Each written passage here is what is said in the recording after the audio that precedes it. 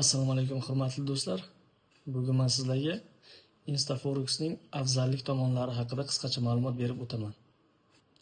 Unda hozir biz MetaTrader 4 platformasiga kiramiz va men sizlarga asosiy afzalliklari nimadaligini tushuntirib va ko'rsatib o'taman.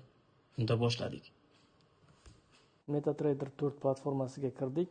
Ya'ni bu meni shaxsiy hisob raqamim. Bu yerda hozir savdo jarayoni ketmoqda. Sizlarga aytib o'tmoqchi bo'lgan narsalarim bu eng birinchidan spread juda kichik, komissiya yo'q, swap ham yo'q. Hozir o'shalarni men sizlarga ko'rsatib o'taman. Tak, qarang. Mana bu yerda komissiya, mana komissiya 0. Savdo ketmoqda, komissiya 0. Ya'ni bizdan komissiya olmaydi. Tak. Swap ham yo'q. Bu nima degani? Bu bugungi bitimimiz ertaga o'tsa swap olish kerak.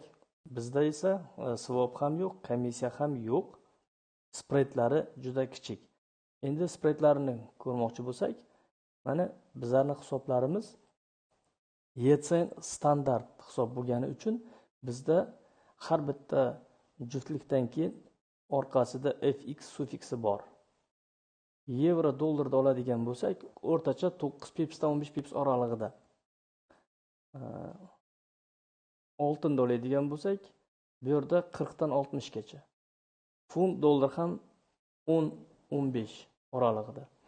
Va barcha juftliklar bizda eng kichkina spreadlar bilan ta'minlab beriladi. Yana qanday afzalliklari bor? Afzalliklaridan biri mana shu kabinetda YTN standartni o'zimizga xos va mos qilib ochish imkoniyati. Bu o'zi aslida standart hisoblanadi va biz buni bizga mos va qulay bo'lish uchun YTN standart qildiramiz. Buni men o'zim shaxsan qildiraman. Brokerlar buni bizga qo'lda qilib beradi. Nimaga? Sababi men O'zbekistonda Instaforex brokerini vakolatli hamkori sifatida sertifikatga egaman va men shunday imkoniyatlarni yaratib berish vakolatiga egaman.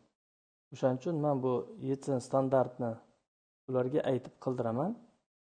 Sho'bi bizga savdo jarayonida har qanday imkoniyatlar va yengilliklar bo'lish uchun. Yana qanday savollar va sizni qiziqtiradigan masalalar bo'lsa, kommentariyaga savollaringiz yoki takliflaringizni yozib qoldirsangiz, shularga oid men keyinchalik yana videolar qilishga harakat qilaman. Keyingi videolarda ko'rishguncha xayr, sog' bo'ling.